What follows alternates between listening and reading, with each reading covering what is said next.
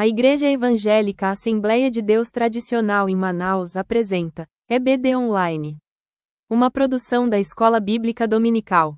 Fique agora com a lição 7 da revista de adultos da CPAD, ministrada pela professora Edla Cristina. A paz do Senhor a todos, irmãos, bem-vindo à nossa EBD Online para a lição de número 7. O título da lição, Uma Igreja que não teme a perseguição. O texto áureo diz, porém, respondendo Pedro e os apóstolos disseram, mais importa obedecer a Deus do que aos homens. Atos capítulo 5, versículo 29.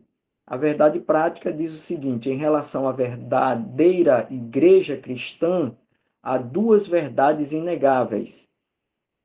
Primeiro, a igreja será perseguida. Segundo, Deus a protegerá. A nossa leitura bíblica em classe, Atos capítulo 5, versículo 25 ao 32, e depois Atos capítulo 12, do versículo 1 ao 5. Atos capítulo 5 e o versículo 25 diz assim, chegando anunciou-lhes dizendo, eis que os homens que encerrastes na prisão estão no templo e ensinam ao povo. Então o capitão com os servidores os trouxe, não com violência, porque temiam ser apedrejados pelo povo, e trazendo-os, os apresentaram ao conselho, e o sumo sacerdote os interrogou, dizendo, não vos admoestamos nós expressamente que não ensinasseis nesse nome? E eis que encheste Jerusalém dessa vossa doutrina e quereis lançar sobre nós o sangue deste homem. Porém, respondendo Pedro e os apóstolos, disseram, mais importa obedecer a Deus do que aos homens. O Deus de nossos pais ressuscitou a Jesus, o qual vós matastes, suspendendo-o no madeiro. Deus, com a sua destra, o elevou a príncipe e salvador para dar a Israel o arrependimento e remissão dos pecados. E nós somos testemunhas acerca destas palavras, nós e também o Espírito Santo, que Deus deu àqueles que lhe obedecem. Atos capítulo 12, versículo 1. Porque por aquele mesmo tempo, o rei Herodes estendeu as mãos sobre alguns da igreja para os maltratar. E matou a espada Tiago, irmão de João, e, vendo que isso agradara aos judeus, continuou, mandando prender também a Pedro. E eram os dias dos asmos. E, havendo-o prendido, o encerrou na prisão, entregando-o a 4 quaternos de soldados para que o guardassem, querendo apresentá-lo ao povo depois da Páscoa. Pedro, pois, era guardado na prisão, mas a igreja fazia contínua oração por ele a Deus. Amém. Professora Natasha, ore ao Senhor. Oremos. Senhor, meu Deus, muito obrigada, Pai, pela oportunidade que estamos tendo de aprender mais sobre a Tua palavra nessa noite. Meu Deus, olha para aqueles que estão aqui, meu Senhor, mas olha também para aqueles que não puderam estar presentes na nossa EBD Online, que esse projeto, ele cresça a cada dia mais e alcance cada dia mais pessoas, Senhor, porque nós queremos estar aprendendo mais e mais da Tua palavra. Meu Deus, eu peço, Senhor, nesse momento, vá a cada uma daquelas pessoas que estão precisando, meu Deus, de cura, enfermos, precisando, Pai amado, do Teu bálsamo de cura na vida deles, Senhor. Entra com providência, meu Deus, em especial a nossa presidência que está precisando, Senhor, dessa cura, meu Pai. Muito obrigada por estarmos aqui nessa noite, Senhor. Toma conta do nosso estudo, cuida da professora Edla, que eu tenho, Senhor, a plena certeza de que a professora, ela se esforça, Pai amado, para estar fazendo a Tua palavra, meu Deus. Muito obrigada, Senhor, por tudo. Amém. Amém. Professora Edla, já com a palavra. Amém, meus irmãos. Obrigada, irmão Márcio. A paz do Senhor Jesus. Graças a Deus por essa oportunidade que Deus nos concede. Eu vou projetar aqui uma tela, né? Os slides. E os irmãos fiquem à vontade para participar, fazendo perguntas, ou como orientou o nosso superintendente, né? Depois.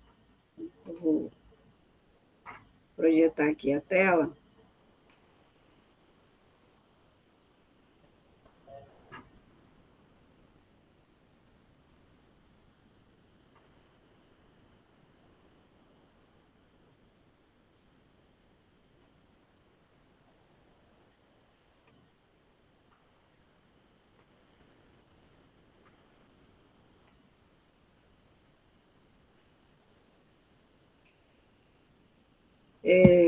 Nós vamos estudar a lição de número 7, uma igreja que não teme a perseguição.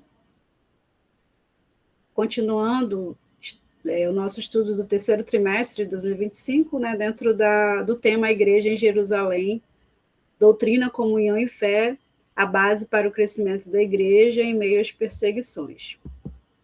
Aí nós já lemos o textual, a verdade prática, a leitura bíblica em classe, né?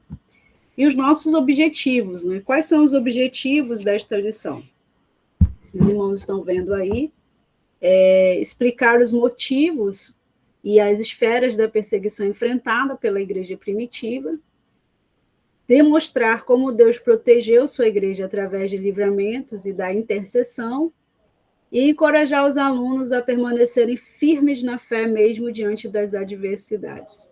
Sempre lembramos que aqueles que são professores, né, que estão aqui, isso é o que nós esperamos, esses 3 objetivos é o que nós esperamos que, ao final da nossa aula, os nossos estudantes, né, os nossos alunos da Escola Bíblica Dominical, sejam capazes, né, de fazer. E, como eu sempre digo, para cada objetivo, um tópico, né, um tópico da lição. Na introdução, nós já vemos aí, né, algumas afirmações muito importantes, né, muito especiais dessa lição. A primeira delas que já nos impacta é a afirmativa, a confirmação de que a fé cristã, a doutrina cristã, né, atrai rejeição e perseguição por sua própria natureza. A igreja primitiva foi uma igreja que, eu vou ter que, infelizmente, deixa eu só permitir a entrada aqui.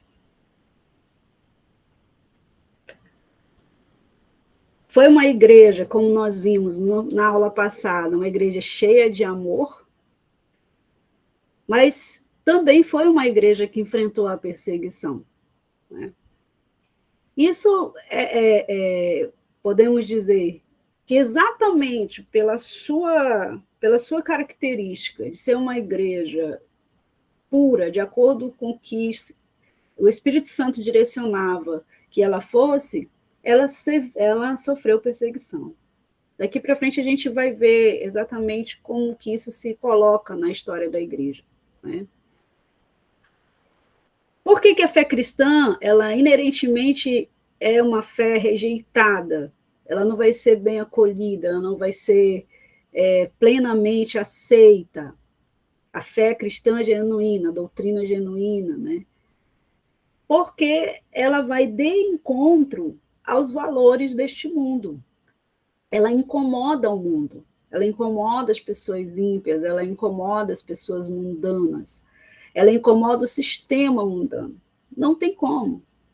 Você pode estar em qualquer lugar, você pode até ser, né, e deve ser uma pessoa boa, agradável, uma pessoa que as pessoas admirem, como nós vimos também nas aulas passadas, mas em algum momento, quando chega na fé, no evangelho, nós vamos incomodar.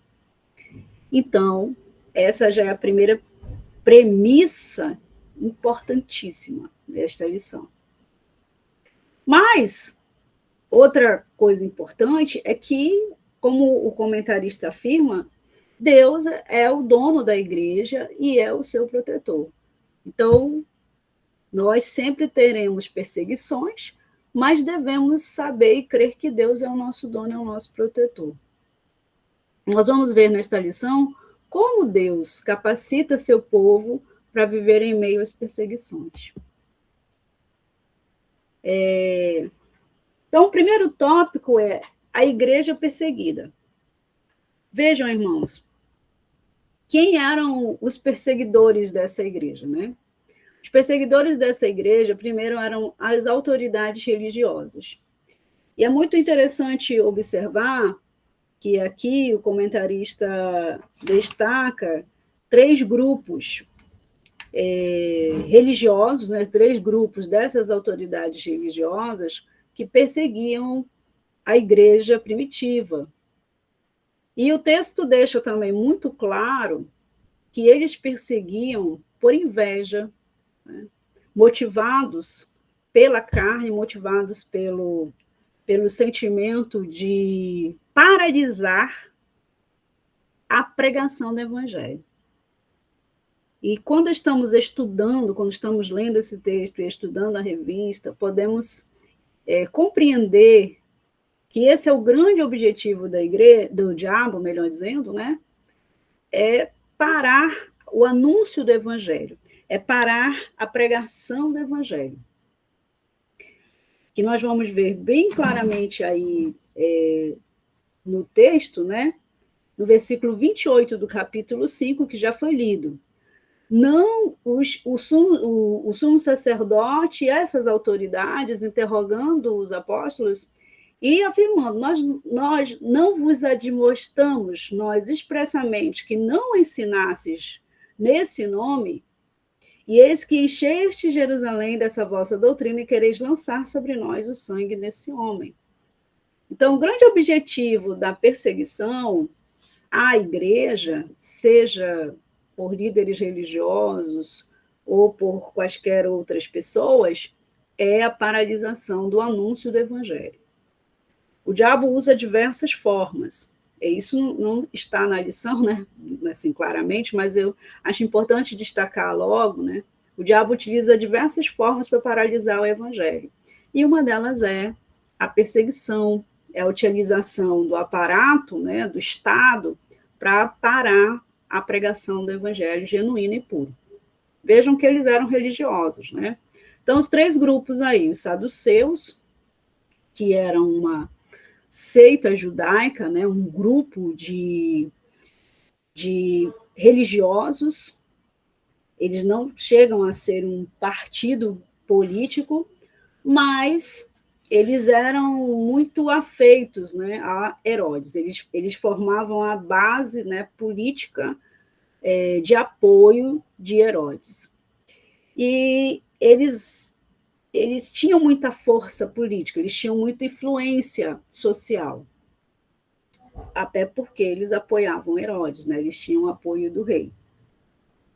E aí, os saduceus, nesse momento, eles, mais do que os fariseus, vocês lembram que quando Jesus estava ensinando, os fariseus apareciam bastante, mas em relação à perseguição da igreja, os saduceus se levantam mais para perseguir.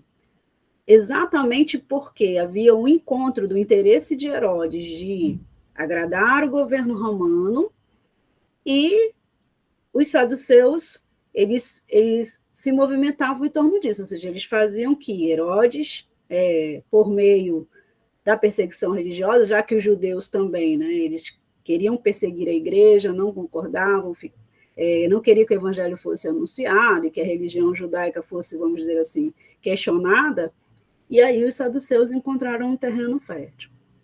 Os sacerdotes, né, que os irmãos sabem muito bem quem eram, e o capitão do templo. O capitão do templo era um levita que foi estabelecido como que se fosse uma polícia do templo, né? Alguém que ficasse ali para coordenar o templo, né? Para vigiar. Então, eles eram levitas. O comentarista diz que eles eram um sacerdote de menor classe, né? Era um sacerdote de menor classe.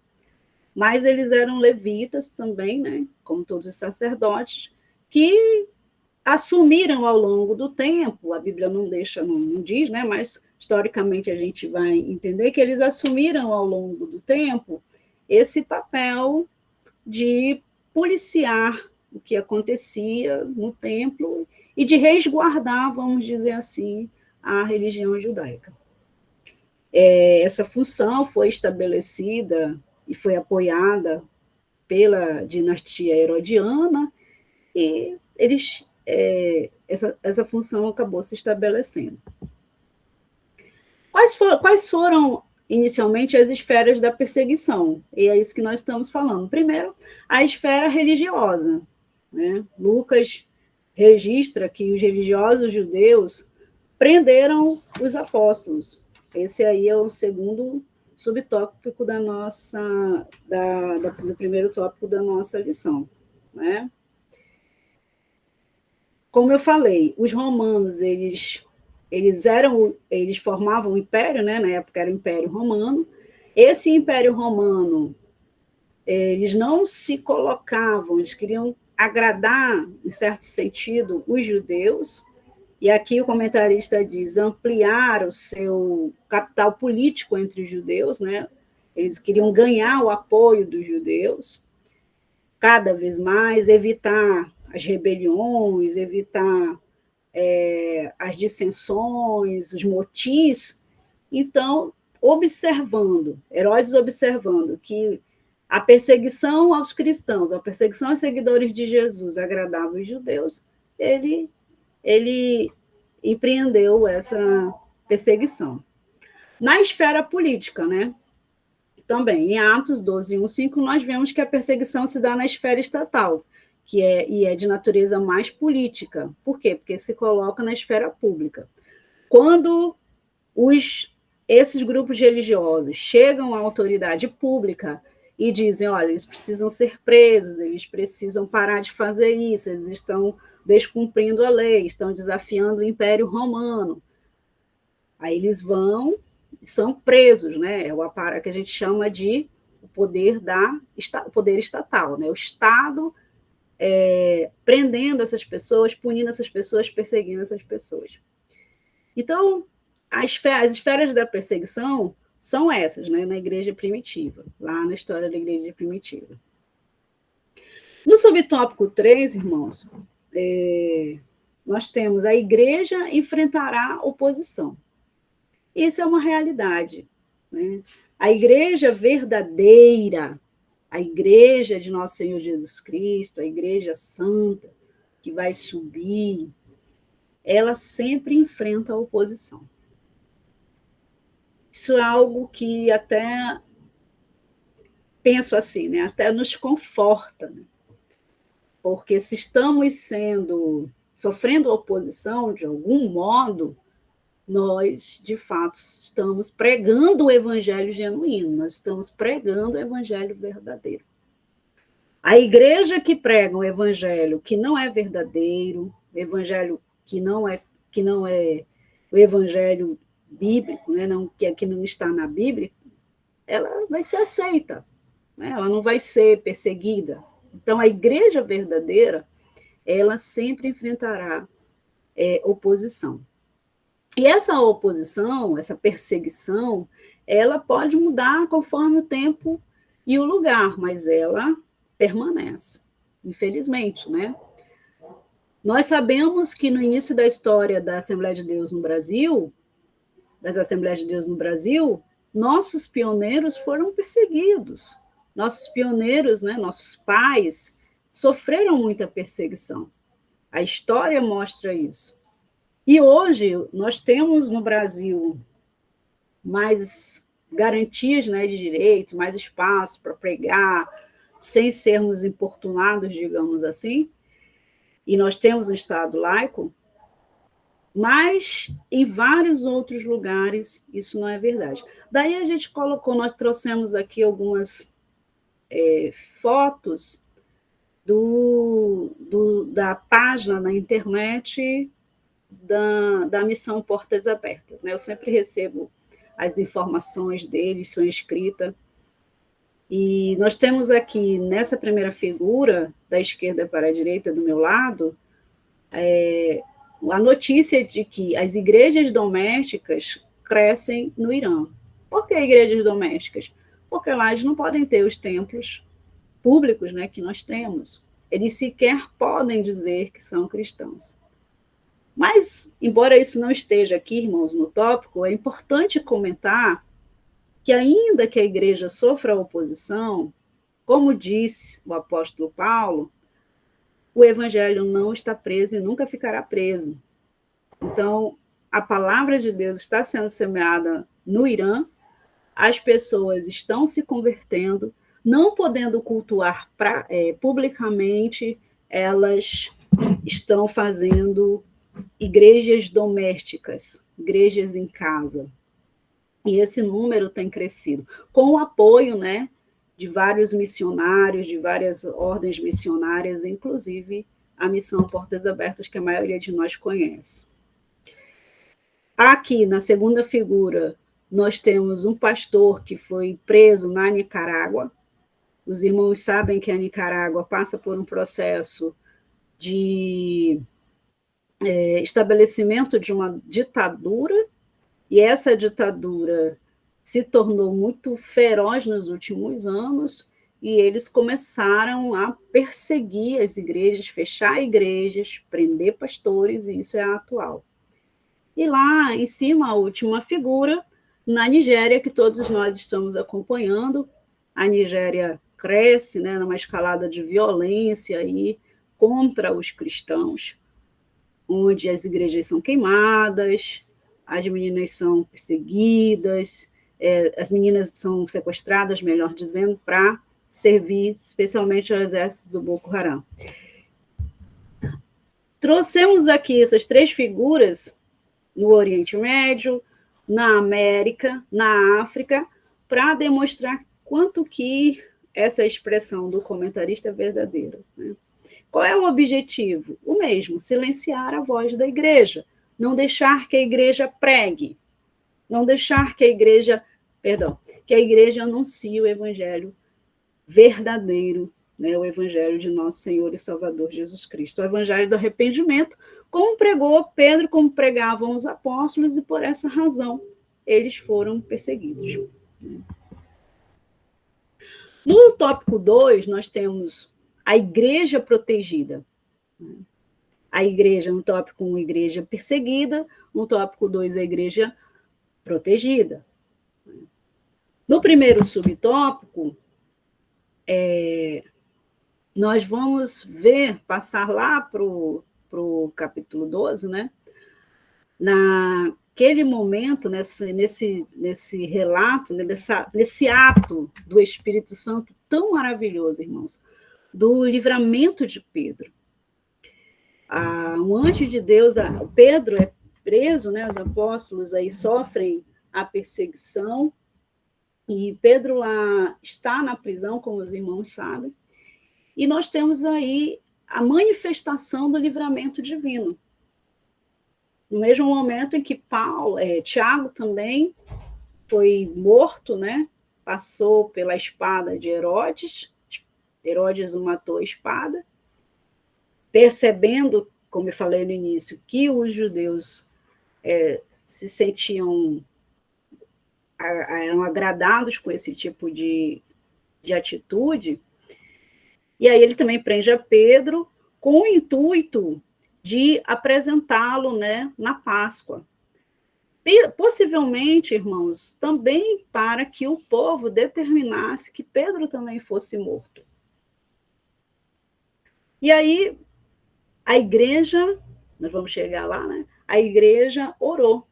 E como todos nós sabemos, Deus manifestou o seu livramento. Por que Deus livrou Pedro e não livrou Tiago, nós não sabemos, né? Mas, nesse momento, aprove a Deus conceder o livramento divino a Pedro. E aí o anjo de Deus apareceu, né? O anjo de Deus se manifestou e de uma maneira tão maravilhosa, tão poderosa. A Bíblia diz que iluminou ali a prisão e Pedro foi retirado, né?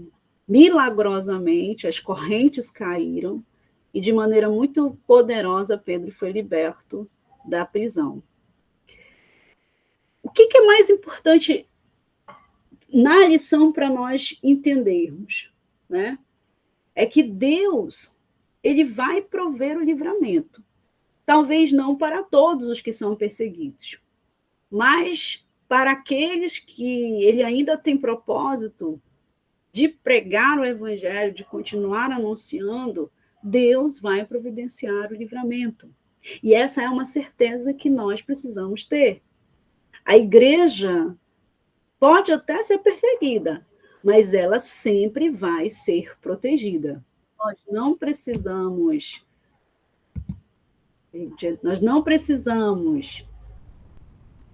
temer, nós não precisamos nos desesperar, nós não precisamos ficar apavorados, nós podemos crer que Deus vai providenciar o livramento sempre para o seu povo. Essa é a verdade, né, da palavra de Deus. O subtópico 2 do tópico 2 nos traz a característica, né, o que Deus usou para manifestar esse livramento. Esse agente, qual foi o agente ativo para a manifestação desse livramento? A intercessão da igreja. A igreja foi o agente do livramento divino por meio da oração. E uma coisa muito importante, né, aí, logo no início, Atos 2 e 5, nós lemos, né, diz que a igreja fazia contínua oração, ou seja, eles estavam intercedendo todo o tempo, orando todo o tempo, pedindo a Deus o tempo todo. Como disse, né, e o comentarista fala, não sabemos porque Deus não livrou Tiago, Deus é soberano, ele sabe de todas as coisas, ele age conforme a sua vontade.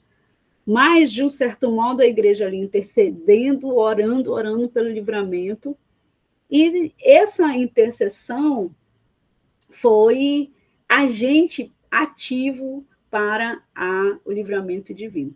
E aqui tem algo muito importante, né, que nós devemos lembrar, irmãos. Qual é a posição da igreja ao ser perseguida?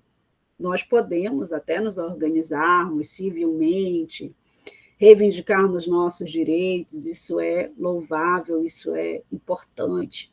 Mas a primeira posição da igreja a sofrer alguma perseguição é orar. Do mesmo modo, o crente. O crente, ao sofrer alguma perseguição por causa da sua fé, em algum momento da sua vida, ou algum local em que ele precisa estar, seja na escola, no trabalho, ele precisa orar. A oração é a primeira atitude do crente diante de todas as coisas.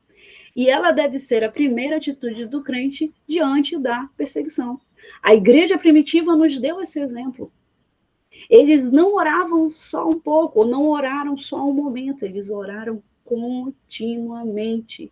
Eles intercediam continuamente. Eles bateram a porta, né?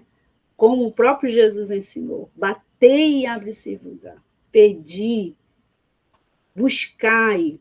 Então, eles oravam. Era uma igreja de oração, já vimos isso, né? Mas neste momento eles oravam continuamente. Então, não é o papel da igreja ir às redes sociais, não é o papel da igreja amaldiçoar quem está perseguindo, muito pelo contrário, a Bíblia nos ensina claramente o que devemos fazer com aqueles que nos perseguem. Devemos orar pelos que nos perseguem. Então, essa oração é contínua. E isso é algo que aprendemos nesta lição. A intercessão, o poder da oração. E o valor da oração, no subtópico 3. Enquanto os cristãos oravam, o lugar em que estavam tremeu.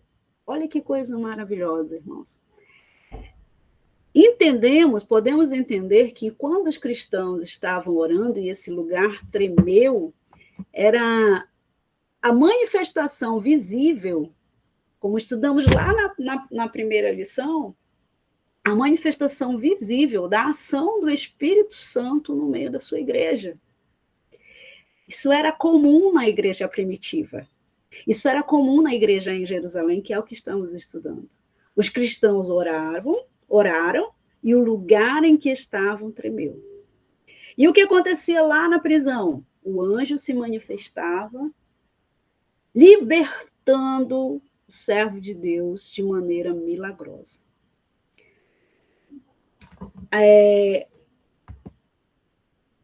No tópico 3, nós temos agora a igreja destemida, né? Nós temos aí o testemunho com poder. Então, preste atenção. Primeiro, a igreja perseguida, depois, a igreja protegida, e agora, a igreja destemida. A igreja destemida, ela tem um testemunho, ela tem uma missão de testemunhar. Porque antes de chegar nessa questão do testemunho, quando o apóstolo Pedro foi solto, isso é interessante, né, da gente pontuar, embora a revista não traga isso. Mas o comentarista ele nos dá indicações. Quando a Pedro foi solto, nós sabemos que ele chegou lá com os irmãos, e os irmãos não acreditaram, né? Eles estavam orando, eles estavam intercedendo, mas quando Rod viu que era Pedro, ela ficou tão alegre, porque o Senhor atendeu a oração da igreja, que ela foi logo anunciar. Isso é interessante, né? E tem a ver com o tópico 3, porque a igreja destemida, ela sabe que Deus vai dar o livramento e ela vai testemunhar da sua fé. A perseguição, ela gera milagres de Deus, necessariamente porque Deus vai agir para proteger a sua igreja de forma poderosa, de forma milagrosa. São vários os relatos, né? São vários os testemunhos que já vimos de pessoas que passaram, de nossos irmãos, né? Hoje, nos dias atuais, e também no passado, de irmãos que passaram pela perseguição e que Deus, de uma maneira poderosa, de uma maneira milagrosa, os livrou. Esse livramento serve de testemunho, né, da fé cristã. Então, tão logo foram libertos, os apóstolos começaram a testemunhar. E Rod, quando viu Pedro, ela não abriu a primeira porta, ela ficou tão feliz e foi logo testemunhar, que Rod era uma empregada, né? Ela foi logo testemunhar e dizer, olha, Deus ouviu a oração da igreja. Pedro foi solto, Pedro foi liberto, né, de maneira poderosa. E eles disseram, não pode ser, é o anjo dele. Né? E aí, de fato, Pedro havia sido liberto. Né? Depois viram que Pedro havia sido liberto. Então, tão logo foram libertos, os apóstolos começaram a testemunhar de sua fé. O testemunho, a igreja destemida, mesmo em meio às perseguições, ela testemunha com poder, como diz aqui, dos atos do Espírito Santo. Porque, irmãos, quando, vamos dizer assim, né, num Estado democrático de direito, como é o caso do Brasil, que nós vivemos, e que nós temos todo o aparato jurídico, é fácil, né? A gente sofre alguma coisa aqui e ali, Mas nós temos a legislação a nosso favor, nós temos todo o aparato jurídico para dizer, olha, estão nos ofendendo aqui, estão nos perseguindo aqui, nós temos o direito. Mas no Estado ditatorial, em que não existe essa possibilidade, não há outra saída a não ser orar e contar com os milagres do Senhor. E aí são muitos os exemplos, né? São muitas os testemunhos. Então, a igreja pode ser perseguida, mas o Espírito Santo certamente vai agir para proteger a sua igreja, e aí ela se torna uma testemunha poderosa da fé cristã.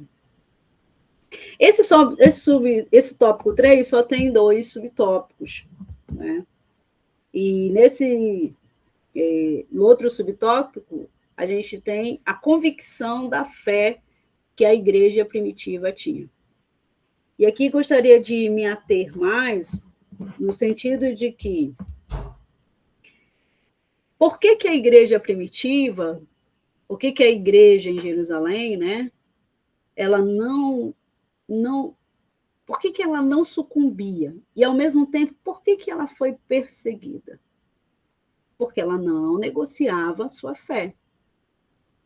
Quando os apóstolos foram alertados pelas autoridades religiosas que os perseguiam, quando eles foram alertados e foram proibidos de falar de Jesus, qual foi a resposta deles? Então, nós vemos em Atos capítulo 5, lá no verso 29. Porém, respondendo Pedro e os apóstolos, disseram: mais importa obedecer a Deus do que aos homens. Nós cristãos, conforme Paulo fala lá em Romanos capítulo 13, devemos sempre obedecer às leis do nosso país, andar de acordo com a legislação, não infringir leis, devemos ser cidadãos exemplares, não é? Até que isso não fira a nossa fé. Aquilo que o Estado determina que vai de encontro à nossa fé, que vai ferir a nossa fé, que vai nos fazer desagradar a Deus ou praticar algo que não está de acordo com a palavra de Deus, nós não vamos fazer. E, é claro, isso gera perseguição. Então, esse ponto eu achei extremamente importante para a nossa meditação, né, nesta noite. Com certeza os irmãos vão falar sobre isso no domingo, se Deus permitir, né? A igreja não negociava a sua fé, mesmo que isso lhe custasse muito caro. Nós abrimos um parêntese, irmãos. O que nós vemos hoje? Igrejas que se dizem cristãs, que dizem que pregam o evangelho, mas que se amoldam ao sistema mundano, que fazem concessões, que fazem alianças políticas, né, que fazem alianças com o Estado, e aí vão comprometendo a pureza do Evangelho. Porque o sistema é mundano. O que a Bíblia diz? Quem se faz amigo do mundo se faz inimigo de Deus. Não há como combinar as duas coisas. Por isso, falamos, devemos andar em conduta cristã, obedecendo às leis, porém, jamais devemos negociar a nossa fé. E são muitas as igrejas no nosso tempo que dizem que pregam o evangelho, mas é um evangelho completamente negociado. É um evangelho completamente corrompido, porque se amolda ao sistema mundano. E essas igrejas, elas são aplaudidas pelo mundo, elas não são consideradas, né, intolerantes, elas não são consideradas igrejas incômodas, porque elas estão de acordo com o que o sistema mundano pede. Então, é muito importante nós destacarmos essa característica da igreja em Jerusalém. Ela não negociava a sua fé. Ela não fazia pactos com o mundo. Ela não fazia acordos mundanos. Mesmo diante de ameaças. E de ameaças sérias e das consequências tão penosas como nós vimos que os apóstolos sofreram. Aqui, nesse versículo 29 que nós acabamos de ler, nós vemos uma clara defesa dos princípios e dos valores cristãos. Nós não vamos parar de falar de Jesus. E aí nós temos uma coisa importante, né? A igreja em Jerusalém, o assunto dela era Jesus. O assunto da igreja em Jerusalém era a história de Jesus. Nós ouvimos o pregador da confraternização de jovens dizendo que o conteúdo do evangelho é a biografia de Jesus, é dizer a história de Jesus, o que Jesus fez, como ele morreu, como ele ressuscitou e que em breve ele voltará. Essa é a pregação do evangelho. E a igreja em Jerusalém, o assunto dela, o assunto dos apóstolos, era Jesus Cristo, os atos de Jesus, o que Jesus estava fazendo, o arrependimento, a necessidade de confessar pecados, a necessidade de arrependimento, a necessidade de mudar de vida. E é claro que esse tipo de pregação jamais será aceita pelo mundo. Ela pode ser tolerada por causa do Estado democrático de direito, mas ela jamais será aceita pelo mundo, até porque quem é o príncipe deste mundo? Satanás. Ele cega o entendimento dos incrédulos. A mente das pessoas está voltada para as coisas pecaminosas. Então, elas podem até tolerar, mas elas jamais vão aceitar, a não ser que elas sejam convencidas do pecado, da justiça e do juízo, pelo poder da pregação da palavra de Deus. Então, o assunto da igreja não pode ser o sistema, não estou falando que não sou contra, né? Mas não pode ser o principal assunto da igreja, o político tal, o fulano de tal, né? Os temas contemporâneos. Não, vamos ter que... a Bíblia está muito desatualizada, nós temos que falar para os jovens, para atrair os jovens, sobre os temas contemporâneos da nossa sociedade, assim eles vêm para a igreja, ficar falando só da Bíblia. Não, irmãos. Podemos sofrer as consequências que sofremos. Nós precisamos pregar o evangelho e o assunto principal da igreja. Não estou dizendo que não podemos falar de outra coisa, não, tá, irmãos? Por favor. Mas o assunto principal da igreja é Jesus. E aqui nós vemos exatamente isso. A igreja tinha convicção da sua fé. Ela não titubeava, ela não cocheava entre dois pensamentos. Eles sabiam que tinham que falar de Jesus. Quando eles foram proibidos, Pedro disse: jamais, não vamos deixar de falar de Jesus. Não vamos deixar de anunciar Jesus. É mais importante obedecer a Deus do que aos homens. E aí temos exatamente essa defesa da fé. Esse testemunho poderoso, porque eles tinham essa convicção de fé. Concluindo, irmãos, algo muito interessante na revista, de como o comentarista organizou esses 3 tópicos, é exatamente isso. Essa base, né? Essa tríade da característica da igreja em Jerusalém, no que tange a questão da perseguição. A igreja é perseguida, foi perseguida, a igreja é protegida, mas a igreja continua destemida. No centro disso tudo, o nosso Deus que cuida e que protege a sua igreja sempre. O dono da igreja é Deus. ele cuida da sua igreja, ele sempre vai proteger a sua igreja. Então, o comentarista organizou muito bem, dando título aos tópicos, de modo que nós percebêssemos essas 3 características aí da igreja em Jerusalém, como nós estamos estudando. E para lembrarmos e termos convicção, tenho-vos dito isso, para que em mim tenhas paz. No mundo tereis aflições, mas tende bom ânimo. Eu venci o mundo. João, capítulo 16, versículo 33, traz a promessa de Jesus.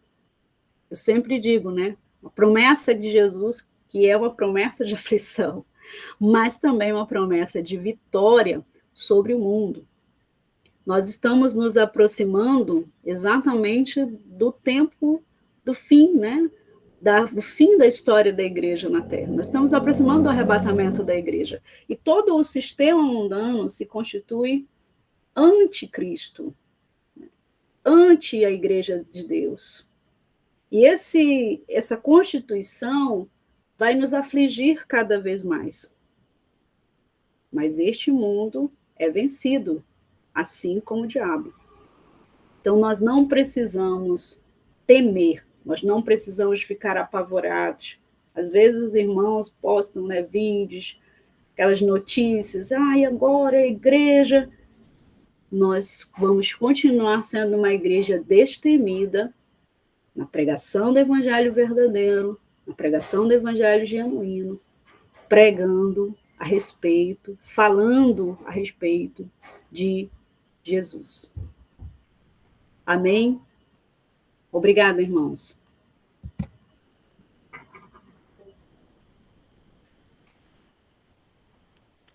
Amém, amém. Graças a Deus, não é, por essa ministração.